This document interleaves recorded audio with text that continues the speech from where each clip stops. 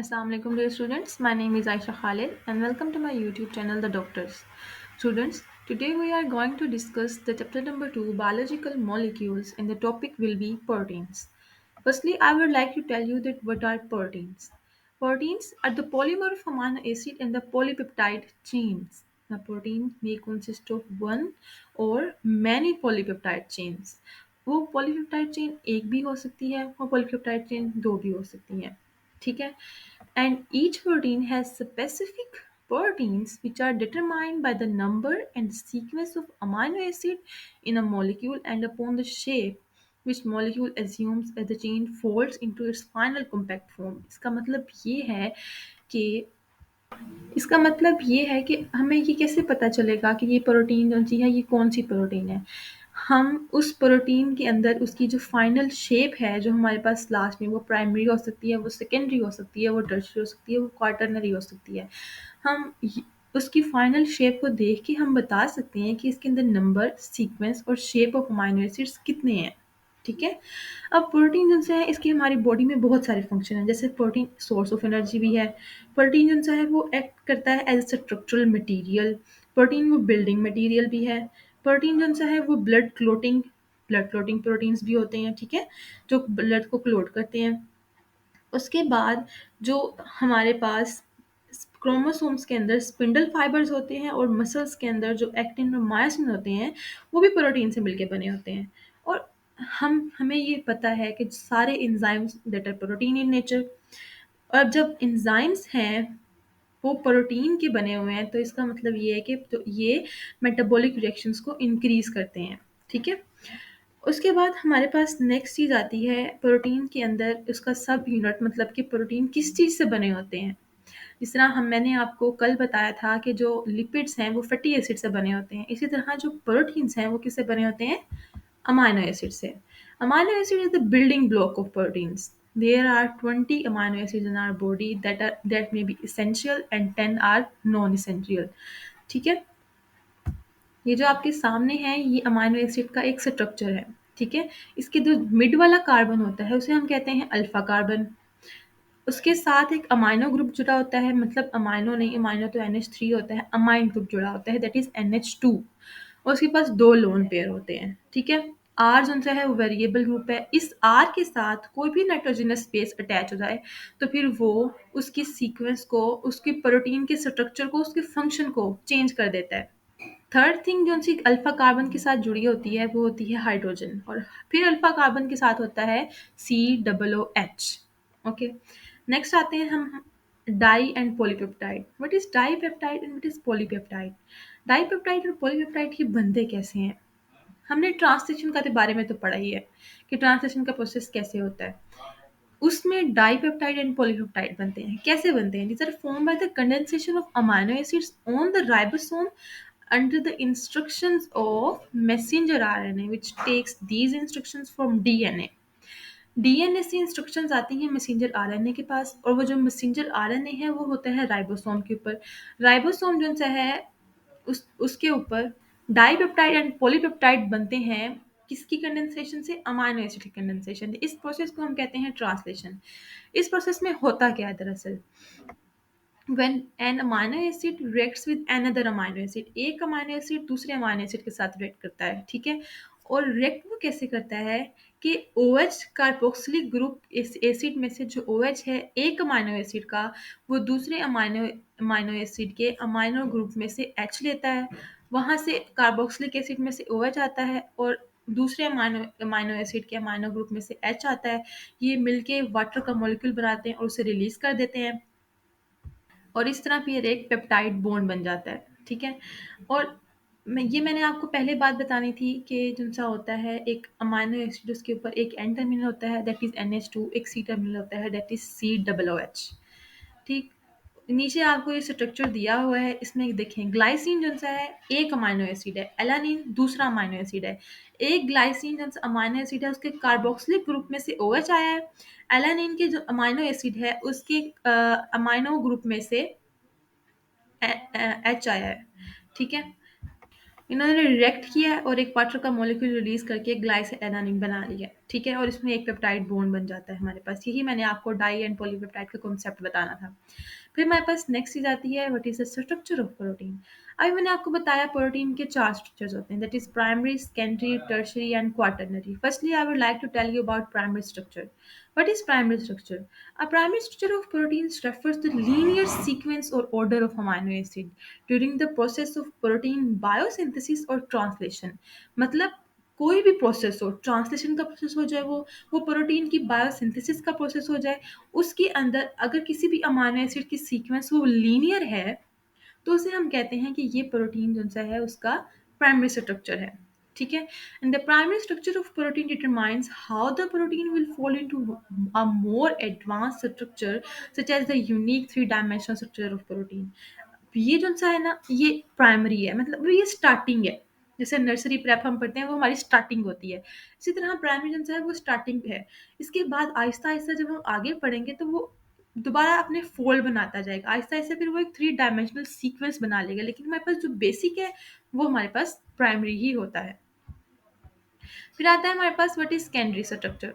Next हमारे पास जो है that is secondary structure. Secondary structure क्या होता है? Secondary structure the polypeptide chain in a protein molecule usually do not lie in flat.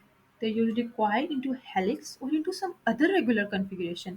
One of the common structure is secondary structure of alpha helix. जैसे alpha helix की form में हो सकता है या बीटा प्लीटेड शीट की form में हो सकता है। ठीक है? The secondary structure of protein is the alpha helix and the beta pleated sheets that a polypeptide chain can form. The secondary structure is held in place by hydrogen bonds. इसके अंदर क्या आते हैं? Hydrogen bond. जो हमारे पास primary structure है उसके अंदर हमारे पास क्या आते हैं? Peptide bond. ठीक है? अब अल्फा हेलिक्स और बीटा प्लीटेड शीट ये अलग अलग चीज़ें हैं। अब मैं बताती हूँ कि पहले अल्फा हेलिक्स क्या है। अल्फा हेलिक्स जो सा है ये फोल्डेड होता है और ये फ्लैट शेप में होता है। यहाँ पे आपको जो सा है ये आपको नज़र आ रहा है, यहाँ पे अल्फा हेलिक्स जो सा है वो फोल्डेड फॉर्म जैसे क्रोमोसोम होता है। ठीक है? सॉरी, डीएनए, जैसे डीएनए होता है, जैसे अगर हम सिंगल स्ट्रैंडेड डीएनए की बात करें इस तरह होता है अल्फा हेलिक्स। लेकिन अगर हम बीटा प्लीटेड शीट की बात करें तो वो किस फॉर्म में होती है? That is in the form of flat shape. वो बेंड है लेकिन वो फ्लैट शेप में है। ठीक है? One polypeptide chain can form alpha helix in some locations and the beta sheets in other during the different lengths of the same molecule. Then आता है हमारे पास tertiary structure. Tertiary structure क्या होता है? It is a folding pattern between the alpha helix and the beta pleated sheets which gives the polypeptide a three-dimensional form. आ गई three dimensional form. ठीक है? A variety of bond types that the tertiary structure of the protein plays. These includes hydrogen bonds, disulfide bonds and ionic bond. ये MCQs के लिए बहुत important है। पहले वो ये भी पूछ सकता है कि प्राइमरी जैसे स्ट्रक्चर है उसके अंदर कौन सा बॉन्ड होता है, सेकेंडरी में हाइड्रोजन बॉन्ड होता है, टर्शरी में तीन बॉन्ड होते हैं, hydrogen bond, disulphide bond and ionic bond. The tertiary structure is also determined by hydrophobic interaction between the non-polar side chains of some amino acid, which are repelled by water and attract to each other. वो water से repel होते हैं और एक दूसरे से attract होते हैं। ठीक है? हाइड्रोफोबिक इंटरेक्शंस में। देन आता है हमारे पास quaternary. A finished and functional protein be made of more than one polypeptide chain in their tertiary structure closely associated and bonded together. This is called a quaternary structure of protein. जो quaternary structure है उसके अंदर कौन कौन से bonds हैं? Hydrogen bond, disulphide bond, ionic bond and the hydrophobic interaction, जैसे कि टर्सरी स्ट्रक्चर में होता है। अब हमारे पास अगर हम इनको इकट्ठा करें तो ये कितने के बनते हैं? तीन चार है ना। ये प्राइमरी स्ट्रक्चर की सीक्वेंस होती है, अमाइनो एसिड की सीक्वेंस होती है। सेकेंडरी में आ जाता है हमारे पास अल्फा हेलिक्स और बीटा शीट्स। टर्सरी में आ जाती है हमारे पास थ्री डी शेप। क्वाटरनरी में आती है हमारे पास मल्टीपल पॉलीपेप्टाइड बॉन्ड्स। ठीक है? देन मैं आपको बताऊंगी क्लासिफिकेशन ऑफ प्रोटीन के बारे में। प्रोटीन जो है वो टू टाइप्स में क्लासीफाई होता है, one is fibrous and other is globular. Fibrous protein क्या होता है? दे हैव फाइबर और फिलामेंट लाइक शेप। ठीक है? Therefore they only exist in secondary shape. ये सिर्फ सेकेंडरी शेप में होते हैं। These proteins are insoluble in aqueous solution, elastic in nature, and cannot be crystallized. क्या मतलब? इसको याद हमने कैसे करना है?